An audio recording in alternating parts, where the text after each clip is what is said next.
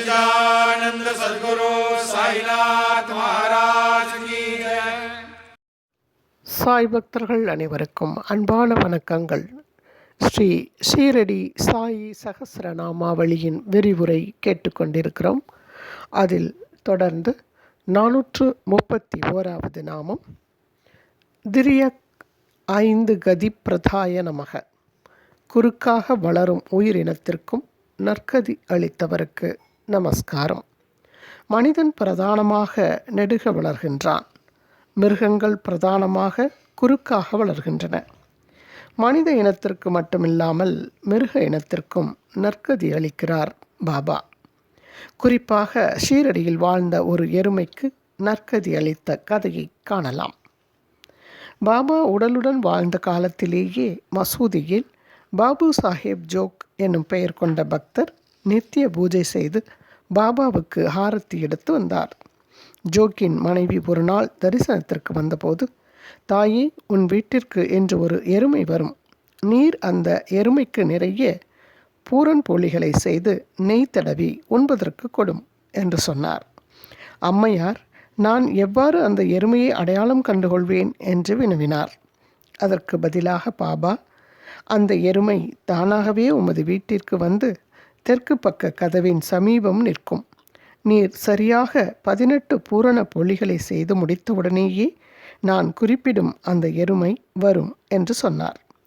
அம்மையார் ஏன் எதற்காக என்று ஒரு கேள்வியும் கேட்காமல் அன்று மதியமே தேவைப்பட்ட பொருள்களை வாங்கி பூரண போலி செய்ய ஆரம்பித்தார். சாய் பக்தர் ஒவ்வொருவரும் அந்த சூழ்நிலையில் நான் இருந்திருந்தால் குறுக்கு கேள்வி ஏதும் கேட்காமல் நான் பாபாவின் பரிந்துரை அன்றே நிறைவேற்றி இருப்பேனா என்று தன்னையே கேட்டுக்கொண்டு விடை காண வேண்டிய உரைக்கல் நிகழ்ச்சி இது. இவ்வாறு சிந்தித்து பார்ப்பது நம் பக்தியை மேலும் ஆழமாக வேர்விடச் செய்யும். 18 போலிகளை செய்து முடித்தவுடனேயே ஓர் எருமை வீட்டின் தெற்கு வாசல் வழியாக தலையை நீட்டியது. 18 போலிகளையும் நன்றாக நெய் தடவி எருமையின் முன் வைத்தார் திருமதி ஜோக். வைத்தவை அனைத்தையும் திருப்தியாக தின்றுவிட்டு அந்த இடத்திலேயே எருமை கீழே விழுந்து உயிர் விட்டது. அம்மையாரை கிளி பிடித்து கொண்டது. எருமையை கொன்ற பாவம் ஒருபுறம் இருக்க, எருமையின் சொந்தக்காரர் அதை கொன்றுவிட்டதாக தம் மீது பிராது கொடுத்தால் பெரிய பிரச்சனையாகி விடுமே என்னும் பயமும் பிடித்து கொண்டது. தாம் உபயோகித்த மளிகை ஜாமான்கள், பாத்திரங்கள் அனைத்தையும் சோதனை செய்து பார்த்தார். ஒன்றும் புலப்படவில்லை. நேராக பாபாவிடம் ஓடி விஷயத்தை சொல்லி முறையிட்டார். பாபா அவரை சாந்தப்படுத்தி, தாயே, நீர் துயரப்படவோ பயப்படவோ வேண்டாம். உன் மீது எக்குற்றமும் இல்லை. எருமையை இவ்வுலக பந்தங்களிலிருந்து நீர் விடுவித்து விட்டீர். அதன் பொருட்டு மகிழ்ச்சி அடைவீராக. அந்த எருமை பூர்வ ஜென்ம கர்ம வினைகள் அனைத்தையும் போக்கிக் கொண்டு விட்டது. நன்றாக நெய்தடவப்பட்ட பூரன் போலிகளை உண்ண வேண்டும் எனும் ஆசை ஒன்று மட்டும் நிறைவேறாமல் இருந்தது. உங்கள் மூலமாக அவ்வாசையும் பூர்த்தியாகிவிட்டது. கடைசி ஆசையும் நிறைவேறிய பின்பு அந்த ஜீவன் எருமை உடலிலிருந்து விடுதலை பெற்றது. நீர் செய்தது ஒரு புண்ணிய காரியம், கவலை வேண்டாம் என்று விளக்கமளித்தார். திருமதி ஜோக் தெளிவும் மகிழ்ச்சியும் அடைந்தார். லீலா வினோத சாயி. எருமை சாதுவான ஒரு வீட்டு மிருகம். காட்டில் வாழும் ஒரு துஷ்ட மிருகத்திற்கும் பாபா நற்கதி அளித்த கதையை காணலாம் வாருங்கள். 3 தர்வேசிகள் ஒரு புலியை பிடித்து கூண்டில் அடைத்து ஊர் ஊராக சென்று மக்களுக்கு அதை ஒரு காட்சி பொருளாக காண்பித்து உழைப்பு நடத்தி வந்தனர். காலக்கிரமத்தில் அப்புலி நோய்வாய்ப்பட்டது. எந்த வைத்தியமும் அதற்கு பலனளிக்கவில்லை. பாபாவின் மகிமையை பற்றி கேள்வியுற்ற தர்வேசிகள் புலியை பாபாவிடம் அழைத்து வந்தனர். புலி சங்கிலிகளால் பிணைக்கப்பட்ட நிலையில் கூண்டிலிருந்து விடுவிக்கப்பட்டு ஜாக்கிரதையாக மசூதிக்கு கொண்டு வரப்பட்டது. புலி மசூதியின் படிகளில் ஏறிக்கொண்டே பாபாவை உற்று பார்த்தது. வாளை 3 முறை பலமாக பூமியில் அடித்துவிட்டு சேட்டை ஏதும் செய்யாமல் பாபாவின் பாதங்களில் தன் வியாதி பிடித்த உடலை சாய்த்தது. ஒரு முறை பயங்கரமாக உரிமிவிட்டு அக்கணமே அவ்விடத்திலேயே உயிர் நீத்தது. தர்வேசிகள் சோகமடைந்தனர். பாபா அவர்களுக்கு ஆறுதல் அளித்து, இந்த புலி உங்களிடம் பட்டிருந்த கடன் அடைந்து விட்டது. புலியின் உடலை எடுத்துக்கொண்டு போய் இவ்வூரில் இருக்கும் சிவன் கோயில் வளாகத்தில் நந்திக்கு பின்புறம் புதைத்து விடுங்கள். அவ்விடத்தில் புதைத்தால் புலி நற்கதி அடையும் என்று அறிவுரை கூறினார். தர்வேசிகள் அவ்வாறே செய்தனர். இச்சம்பவம் நடந்தது 1918 ஆண்டில். ஒரு ஞானியின் சன்னதியில் மரணமடையும் பிராணி உடனே உத்தாரணம் செய்யப்படுகிறது. புலிக்கு அந்த ஜென்மத்தில் விளைந்த மிகப்பெரிய லாபம் அதுவே. பாபாவின் சன்னதியில் முக்தி அடைந்த புலியின் நினைவு சின்னமாக அது புதைக்கப்பட்ட இடத்தில் ஒரு பீடத்தின் மேல் சிலை ஒன்று நிறுவப்பட்டுள்ளது. புனித பயணிகள் அவசியம் காண வேண்டிய விஷயம். புண்ணியசாலியான அப்புலியின் காதையை ஸ்ரீமத் சாய் ராமாயணம் 31வது அத்தியாயத்தில் படிக்கலாம். பாபா தம்முடைய எல்லையற்ற கருணையால் மிருகங்களுக்கும் நற்கதி அளித்தார். 432வது நாமம் தீர்தி கிருத நிவாசாய நமக. தாம் வசித்த இடத்தை புண்ணிய தலமாக்கியவருக்கு நமஸ்காரம். சிதிலமடைந்த மசூதியை தாம் வசித்ததால் புண்ணிய தலமாக்கினார் பாபா. ஷீரடிக்கு புனித பயணம் செல்பவர்கள் சிறிது நேரமாவது அமர்ந்து தியானம் செய்ய வேண்டிய இடம் துவாரகமாயி மசூதி. 433வது நாமம் தீர்த்த பாதாய நமக. புனித தீர்த்தத்தை ஒத்த பாதங்களை உடையவருக்கு நமஸ்காரம். கங்கை நதியை ஒத்த பாதங்களை உடையவர் என்றும் பொருள் கூறலாம். பாபாவின் பாத தீர்த்தத்தை பருகி பலனடைந்த பக்தர்கள் அநேகம். 434வது நாமம் தீவிர பக்தி நரசிம்ஹாதி பக்தாலி பூரி அனுக்கிரகாய நமக. நரசிம்மன் போன்ற தீவிர பக்தர்களுக்கு ஏராளமான அனுகிரகங்களை அருள் மழையை பொழிந்தவருக்கு நமஸ்காரம். இந்த நாமத்தில் பூஜ்ய ஸ்ரீ நரசிம்ம சுவாமிஜி தாம் பெற்ற அருள் மழையை பதிவு செய்கிறார். அவர் பெற்ற அருள் மழையால் நமக்கும் சந்ததியினருக்கும் அமோக விளைச்சல். 435வது நாமம் தீவிர பிரேம விராகாப்த வெங்கடேச கிருபாநிதையே நமக. வேறெதிலும் நாட்டமின்றி குரு வேங்குசரிடம் பிரேமை பூண்டு குருவருள் பெற்றவருக்கு நமஸ்காரம். 436வது நாமம் துல்லிய பிரிய அப்பிரியாய நமக. உலகத்தால் விரும்பத்தக்கனவற்றையும் விரும்பத்தகாதனவற்றையும் சமமாக கண்டவருக்கு நமஸ்காரம். நாடகத்தை பார்க்கும் ரசிகப் பெருமக்கள் ராமனாக நடித்தான் என்று அவனை விரும்புவதில்லை.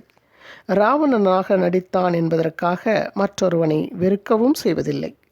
யோகியோ உலக நடைமுறை அனைத்தையும் நாடகமாக பார்க்கிறான். சர்வேஸ்வரனே இத்தனை பாத்திரங்களாகி விளையாடுகிறான் என்பது யோகிக்கு தெளிவு. இத்தெளிவு பெற்றவருக்கு வெறுப்பேது வெறுப்பேது. ஸ்ரீமத் பகவத்கீதை பாஷ்யத்தில் பூஜ்ய ஸ்ரீ சுவாமி சித்பவானந்தர். 437வது நாமம் துல்லிய நிந்தாத்ம சம்ஸ்துதாய நமக. இகழ்ச்சியையும் புகழ்ச்சியையும் சமமாக கண்டவருக்கு நமஸ்காரம்.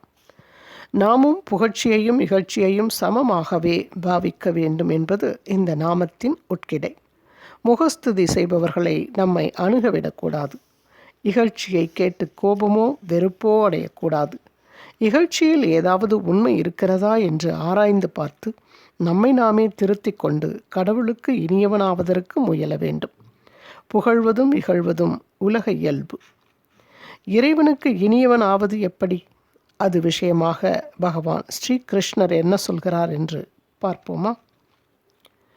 பகையையும் நட்பையும் அங்கனம் மானத்தையும் அவமானத்தையும் நிகராக்கி குளிர் வெப்பம் இன்பம் துன்பம் இவைகளை ஒப்பாக்கி பற்றற்றவன் இகழ்ச்சியையும் புகழ்ச்சியையும் ஒன்றாக கருதும் மௌனி, கிடைத்ததில் திருப்தி அடைபவன், இருக்க இடம் தேடாதவன், உறுதியான உள்ளமுடையவன், பக்திமானாகிய அம்மனிதன் எனக்கு உவந்தவன். இதன் பொழிப்புரை: எல்லோரும் ஈசனுடைய குழந்தைகள். ஈசனுடைய வடிவங்களை பகையென்றும் நட்பென்றும் பிரிப்பது பொருந்தாது. புதிதாக ஏற்படும் களவு காதலர் அவமானத்துக்கு அஞ்சுகின்றனர், மானத்தை காப்பாற்ற முயல்கின்றனர். முதிர்ந்த காதல் அதை ஒன்றையும் பொருள்படுத்துவதில்லை. முதிர்ந்த பக்தியின் போக்கும் அத்தகையது. உடலில் அபிமானம் உடையவனுக்கு குளிர் உண்டு, வெப்பம் உண்டு. அவைகளின் காரியமாக வரும் இன்ப துன்பம் முதலியனவும் உண்டு. உழைப்பாளி உடலை பொருள்படுத்தாது உழைப்பிலேயே கண்ணும் கருத்துமாயிருப்பது போன்று பக்தன் தேவையிலேயே கண்ணும் கருத்துமாயிருக்கிறான். வெயில், மழை, உணவு, ஓய்வு இவைகளை பற்றி அதிகம் நினைக்க அவனுக்கு நேரம் இல்லை. உடல் அபிமானம் நீங்கும் அளவு அவன் இயல்பாகவே பற்றற்றவனாகிறான். நடுவீதியில் நின்று கொண்டு அழுகின்ற ஆள் ஒருவனை பார்த்து உலகம் இகழ்கிறது. அவன் உற்றானை இழந்த துயரத்தால் அழுவானாயின் உலகத்தவர் இகழ்ச்சியை பொருள்படுத்தான். பக்தன் கடவுளை காண விரும்பி அழுகிறான். அவனை பித்தன் என்று உலகம் இகழ்தலை பற்றி அவனுக்கு கவலை இல்லை. மேடையில் நன்றாக பாடும் ஒருவனை உலகம் புகழ்கிறது. அது பாடகனுக்கு உற்சாகமூட்டுகிறது. பக்தனோ பரம்பொருளை போற்றி பாடுகிறான். பரம்பொருளின் பெருமையை அவனை பாடச் செய்கிறது. உலகத்தவர் புகழ்ச்சியில் அவனுக்கு பொருள் ஒன்றுமில்லை. இறைவனது புகழைத் தவிர வேறு எதையும் அவன் பேசாதிருப்பதால் அவன் மௌனியாகிறான். சொந்த ஊருக்கு மகிழ்வுடன் திரும்பி போகிறவனுக்கு வழிப்பயணத்தில் வசதிகள் அதிகம் அமையாவிட்டாலும் அவன் அவைகளை குறித்து மன கிளேசமடைவதில்லை. ஊருக்கு போகும் உற்சாகம் முன்னணியில் நிற்கிறது.